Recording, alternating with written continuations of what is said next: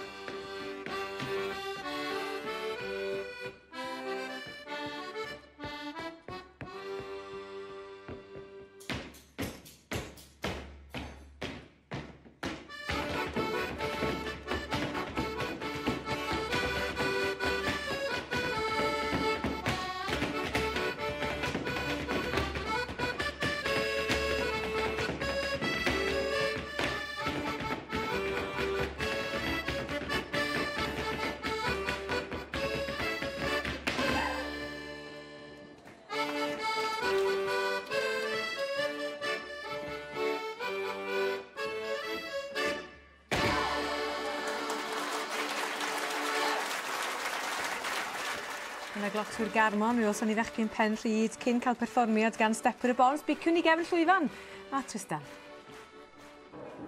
Bechgyn Penrhyd, fan hyn, Noah, Sam, Siôn, Gwern. Dwi'n cael hwnna'n iawn? Do. Deitha i Sam, be yn union ydy pwrpas y wisg a'r colur a'r offer am o ddim? I wneud edrych fel bod ni wedi bod yn gweithio yn golchi simnau pobl eraill. Achos thema ar gyfer y grŵp stepio oedd... Diwydiant. A nathoch chi fynd ar ôl Glanhawyr Simne? Do. Ie. Gwern ar y pen fan hyn, sydd athi? Well na rhagfrawf. Pam ti'n dweud gwell na rhagfrawf? Mwy o acto. Mwy o acto. Ie. Oedd e'n good? Good. Good, dachan. Ac yn ymuno efo fi fan hyn fan, Clocswyr Garmon, haia. Helo. Chi'n iawn? Iawn, diolch. Dwi'n siarad efo bois Penrhyd yma yna, allan nhw diwydiant oedd y thema. Ie. Pa fath o ddiwydiant athoch chi ar ei ôl ta? Wel, tra y rhyfel anodd, oedd y dynion yn mynd ffwrdd i'r rhyfel. Ie. So dim ond y merched oedd ar ôl yn gweithio. Iawn. So oedd y merched yn gorau gwneud pob peth. So nath ni ychwanegu pob peth tuag ato fo, a nath ni hyd yn oed rhoi tricio bechgyn yn y dawns. Ww, cheeky! Ie. So, pa fath o bethau oedd yn cael ei adolchu yn eich dawns chi ta? Be oedd yna fo? Fod merched yn gallu gwneud be bynnag mae bechgyn yn gallu, a fod ni'n mynd i cymryd dros y byd, rydw. A sut dwi'n fod i ymateb i hwnna? Cytuno. Cytuno chi! Iawn, na i cytuno chi. Da iawn chi a pob lwc. Diolch. Un grŵp ar ôl y stepwyr y bont o Lanrwst disgyblion blwyddyn 6 Ysgol Bro Gwydyr.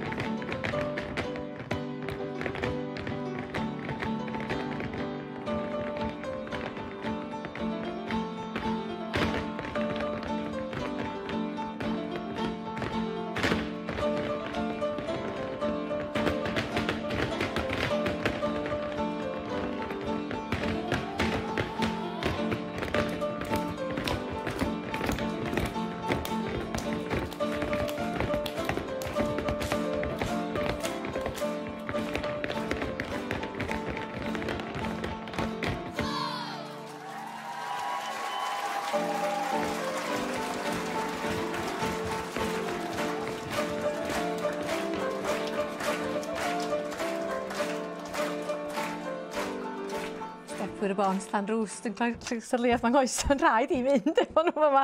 Pawb eisiau dawnsio, pawb ag awydd mynd i dawnsio heno. Talog enillodd hon y llynedd, oedden nhw'n mynd â lenni Penrhyd yn 2016, sgwni pwy fydd yn mynd â hi yn 2018 yma yn y blaenau. Eiri Palfrey a Hugh Williams sy'n beirniadu y cystadlaethau y dawns. Erbyn hyn, maen nhw wedi camu gefn llwyfan ac yng Nghymru Tristan, gobeithio.